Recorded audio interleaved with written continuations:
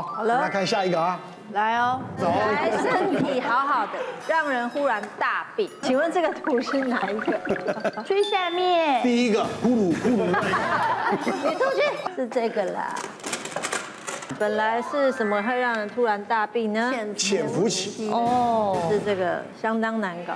突然大病，突然哦，诗梅你怎么了？诗梅，因为我们一直在演出嘛，然后舞台剧什么的就一直讲话。那时候我也不知道为什么，我就觉得好像是感冒了，就开始咳嗽，我就赶快先去看医生，然后吃了2 round 哦，因为一般感冒大概一次开就是3到5天，5到7天这样子。我吃了2 round， 没有好之外，咳得更严重。你知道是咳到是那时候真的肺都快咳出来了。而且真的几乎晚上睡觉要包尿布的状态，因为那个咳到他咳就会渗尿，真的是没有这么大力哦，真的大咳。然后后来我真的受不了，因为当中还有演出，我去挂急诊，我是在急诊室才找到说啊是梅将军肺炎，然后医生也觉得很纳闷，就是说因为他也知道我是谁嘛，但他就说通常这个成人不太会得，然后再不然就是幼稚园老师。就是很常跟小朋友接触的人才会容易得到这个。我说没有，对，因为我也就是演出，我没有跟小朋友特别的哦。后来才想到，对，因为我常跟朋友一起聚餐，那朋友的小朋友，对，那我又很喜欢小孩，所以我都跟他们玩。可是我没有想到，我居然会被小朋友传一个这么严重。我到后来是要打止咳针才有办法上台，不然就是一直控制不了的咳。而且咳到后来是我只要咳了，我要这样扶住，要这样咳哦，因为它会很深，然后很长的咳。后来就想说，为什么这边会痛到？我去看整复健，他才说原来我咳到肋骨都有点移位了，啊，有一点点抽筋，还是那种太大力吧？太大力，那咳的那个时期真的太长了。哇，我真的觉得那什么肺啊什么都要出来。就梅将军的，其实很多人一开始都觉得哎就是感冒咳嗽，所以都基本上都会延误，症状太像感冒，咳得很不舒服。其实因为梅将军其实比较没有那么毒性，就是它没有那么严重，一开始的时候，所以很多人一开始就感冒症状2、3天，然后大部分潜伏期可能要2个礼拜到3个礼拜之后，你才会开始一直咳。那有的人甚至会咳到肋骨断掉，我们之前有遇到那个，对，咳到后来太用力咳，那个肌肉把肋骨给扯断掉。对，真的就是会咳到很夸张，对，肌肉会拉伤，然后肋骨断掉，我们也有遇过。其实很多疾病它都有所谓的潜伏期啦，包括说我们之前比较有一段时间在流行那个肠病毒啊，因为我记得印象还蛮深，就是有一段时间那个新北很多学校都因为肠病毒，其实每2、3年就来一次，都有了，就停课，对啊，好多学生都在外面游走，因为他们学校都停课了。就有一个妈妈就带了2个小朋友来，她就说，哎，那个小的在说喉咙会痛，那小的其实才3岁多4岁而已。然后我说，喉咙痛吗？那会不会是肠病毒？有没有发烧什么的？妈妈说都没有，可是她说她吃不下。那我们就帮她看一下，哎，喉咙有一点点红，可是其实并没有说有那个肠病毒的疱疹性咽峡破洞的情形。那我就跟妈妈说，我说，哎，妈妈，那小朋友他有去那个幼稚园吗？她说有，就上小班。然后他们班有没有肠病毒？她说没有，可是大的这个有，大的他们班上已经有人2、3个以上就是停课了。大的已经在家2、3天，可是大的没有症状啊。我说应该不是大的带的啊，因为大的没有什么症状嘛。我说这个不一定，因为它会有潜伏期嘛。然后我就跟妈妈说，那小的我们就先开一般的那个普拿疼，小儿普拿疼，先回家观察一下。那结果隔天小朋友就又带来了，他说医生，我觉得一定是。我说一定是什么？一定是你说的肠病毒。我为什么？因为他吃了就在那边流口水，然后就一直把东西吐出来，就不吃了。小孩他也不会抵抗，要吃了就流口水，吃了就流口水。然后一看，哎，真的是疱疹性咽峡炎，就喉咙后面已经开始破洞溃疡。我就说妈妈你要小心啦，搞不好真的是大的带的。然后隔天早上才6点多，妈妈就又带2个又回来，医生。应该是大的带的，因为大的也开始发烧，然后我就在看，哎，大的5岁多就真的也是开始喉咙开始破。其实肠病毒它有时候，因为你跟你的病毒量有关系，而且跟你的抵抗力有关系。有的小孩其实对这种病毒他没有感染过，他症状其实很快就会跑出来，搞不好比哥哥还要快。可是应该其实是哥哥把病毒带回家，只是哥哥还没发病，弟弟就先发病。蔡医师啊，蔡医师对，啊，其实我们皮肤科也蛮多疾病是有潜伏期的，就是本来人都好好的，然后潜伏期过以后才出现症状。那我前阵子遇到一个病人，她是一个40岁的一个女强人啊，那事业有成，然后常飞世界各地啊，要去开会什么的，好，工作的量非常的大，但是她表现也非常好。那有一天她在国外的时候，其实我们都知道台湾就医是非常方便，但国外就医是非常非常不方便。好，那她在国外的时候，有一天在开会，突然下背痛，她想糟糕了，是不是肾结石啊？医师教你健康小撇步哦。如果你的身上有一些小小的伤口，那这些伤口有一些红肿热痛的情形，千万不可以乱涂来路不明的药膏，或你也不知道成分的药膏，因为有的药膏其实含有类固醇，类固醇本身是一个很好的抗发炎的药。可是它的缺点就是它其实会压抑你的抵抗力压抑你的免疫力，所以有的时候它其实只是一些小小的伤口，然后感染之后你再擦类固醇，有时候就是伤口的恶化到不可收拾的情形。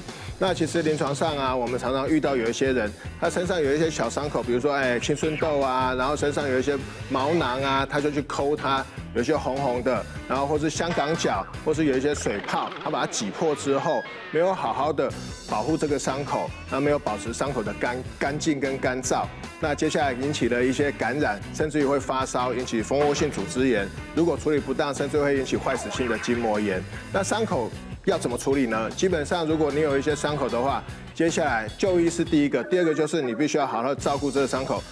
你可以用生理食盐水把伤口换药。那把伤口消毒之后呢，用优碘，那记得优碘不要留在伤口上哦，因为它会造成伤口不容易愈合。再用生理食盐水把伤口上面的优碘清干净之后，再抹上具有杀菌效果的抗生素药膏，这样子照顾伤口，才可以避免发生不好的事情哦。突然下背痛，他想糟糕了，是不是肾结石？你知道吗？就是因为喝水喝得少嘛，然后那个痛到他没有办法开会哦，就是受不了。可是休息一会又好像又好一点，就这样有点起起伏伏。那到晚上的时候呢，发现好像不太对劲哦，痛到他也觉得不太像是那种这个肾结石的痛。那在过了24小时之后呢，就开始出现水泡了。原来是带状疱疹，不是肾结石更惨。是所谓的皮蛇。那皮蛇它有一个特色它前面大概3到5天会有一个前驱症状，就是你会先很不舒服，很像针在刺，然后呢一阵一阵的。那等到这个水泡出来，答案才会出来所以其实带状疱疹它是什么？我们小时候水痘，大家得过，在座各位都得过因为我们都是93年以前出生的，93年以后才全面施打水痘疫苗，所以基本上大家都是得过水痘的族群。水痘的病毒你得过之后，它不离不弃比真爱还那个陪你一生，它就是躲在你的身体里面，等到有一天你这个免疫力低下到你自己没有察觉到，它就跑出来作怪。所以水痘这个病毒第2次跑出来就是带状疱疹，就是我们的皮蛇。所以像这个病人就是他觉得自己很好啊，我很 OK 啊，可是事实上很多病人跟我讲说我没有压力，我什么都没有，我身体很健康，那是你觉得是你的身体不觉得。那这个水痘的病毒就跑出来作怪，就变成带状疱疹。那带状疱疹就是很痛嘛，大家都知道皮蛇很痛，痛到他不得已赶快飞回台湾，那飞回台湾赶快给他抗病毒药物，然后才让他比较好一点点。所以还是提醒大家啦，就是如果说真的你有得过水痘的话，其实这个水痘病毒是躲着的。还好现在有那种疫苗，对不对？有可以打的，可以打疫苗，对，啊打疫苗。这种不离不弃谁要？尤其在这个带状疱疹，现在一打好像3年还几年。不止，他那个打2剂可以撑10年到20年，所以平均下来1年你只要800块，对不对？就是非常便宜。所以都鼓励大家这个去打一下，可以去打这个。来，我们看下一个。躲在暗处伺机而动，突然爆发的是来哪一个？该不会是盆栽那边吗？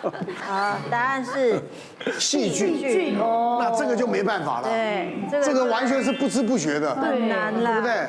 这怎么成那个？躲在暗处。好，来，袁医师，跟大家说，像现在天气热嘛，大家会吃生食的几率比较高。那其实大家都知道说，我生食要注意，如果吃到不干净，你可能会肠胃炎。那很少有人知道，其实生食啊，它还跟一个很严重的心血管疾病其实有很大的关联性。就是我有一年就有遇到一个70岁的伯伯，然后他就是肚子痛，然后有一点低烧。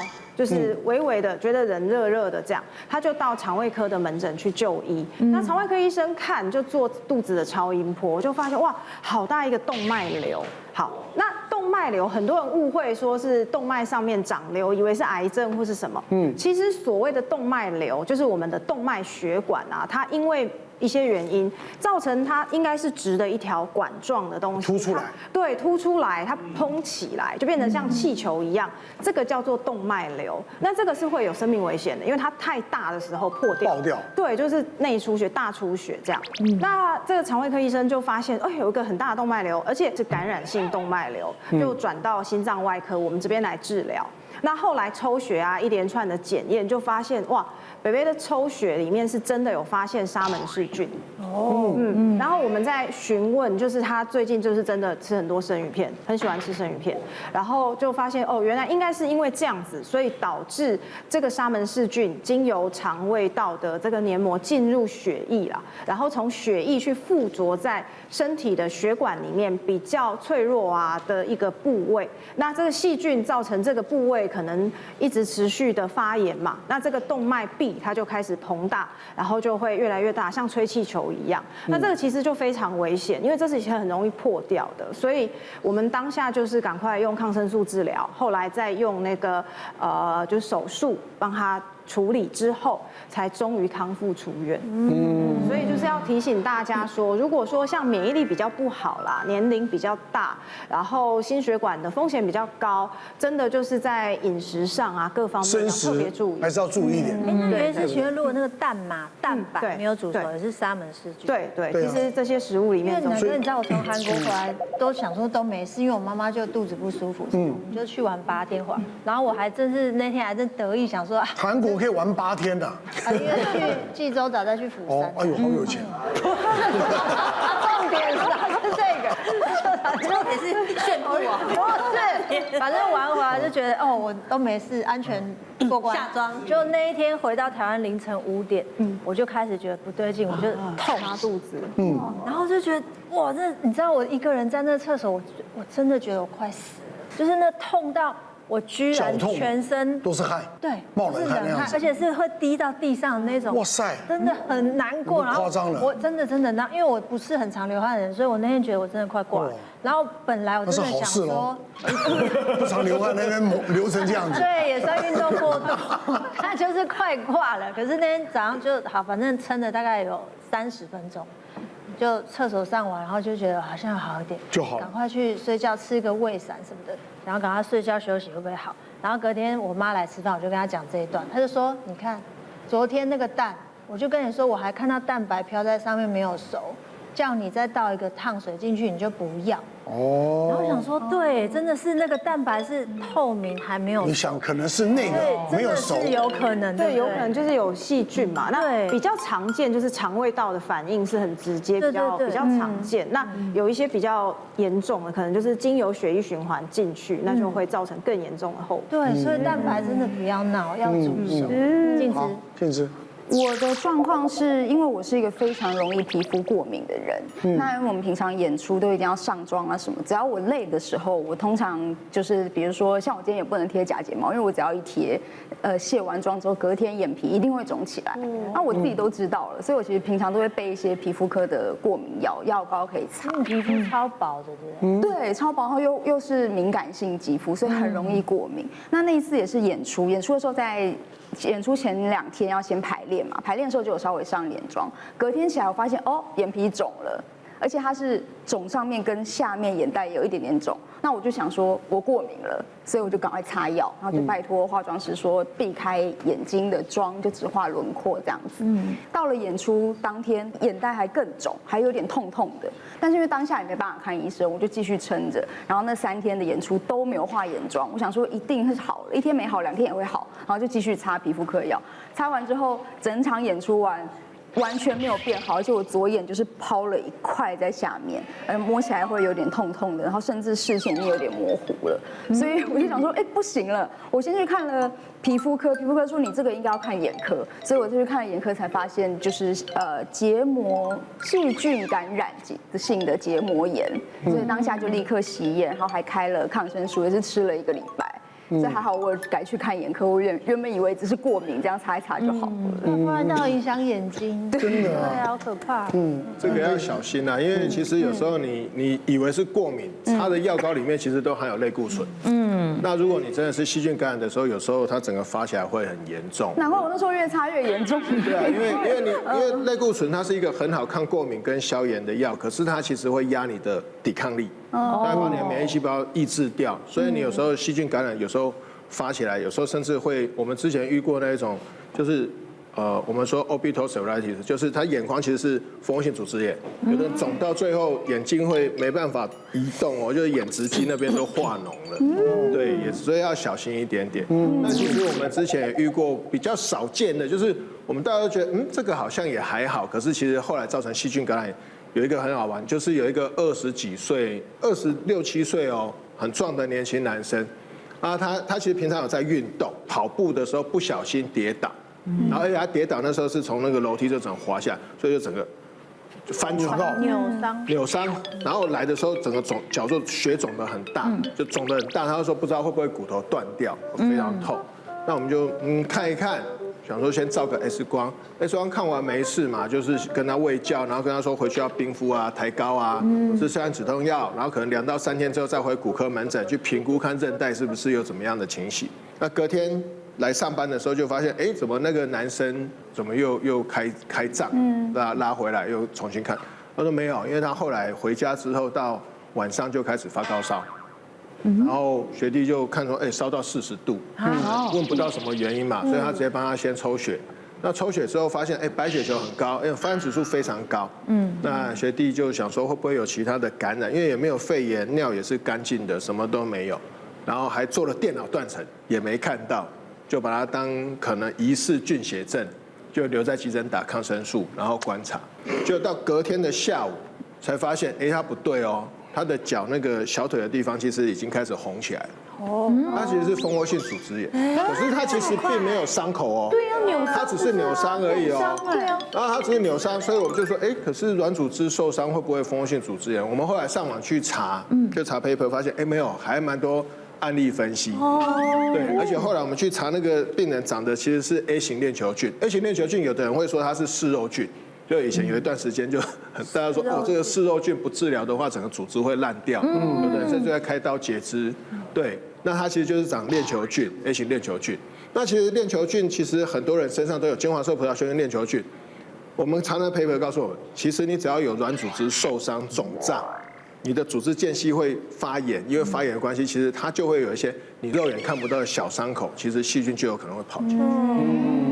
天哪！但他后来好了吧？有，后来也还好，就是他回家不对，就赶快再回来，要不然那有时候真的会需要去做清创，甚至于会真的要截肢。对啊。别忘了订阅我们的 YouTube 频道，并按下小铃铛看我们最新的影片。如果想要收看更精彩的内容，记得选旁边的影片哦。